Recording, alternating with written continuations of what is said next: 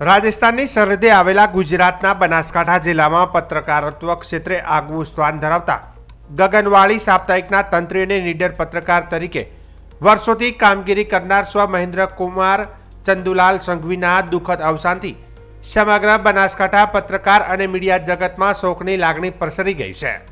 એક સમય સાપ્તાહિક અખબારોની બોલબાલા દરમિયાન ગગનવાળીને ઓળખ અપાવનાર સ્વ મહેન્દ્રભાઈ સંઘવી માત્ર તંત્રી નહોતા, પરંતુ પત્રકારત્વના સિદ્ધાંતો માટે અડગ અને નિર્ભય અવાજ તરીકે જાણીતા હતા.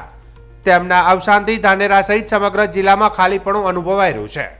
ધાનેરા ખાતે મીડિયા જગતમાં વડીલ તરીકે માન અપાતા મહેન્દ્ર કાકાએ પત્રકારોની એકતા અને સંગઠન મજબૂત બનાવવા નોંધપાત્ર પ્રયત્નો કર્યા હતા. યુવા પત્રકારોને માર્ગદર્શન આપવું અને સંગઠનાત્મક શક્તિ વધારવા સતત પ્રયત્નશીલ રહેવું તેમનો સ્વભાવ હતો.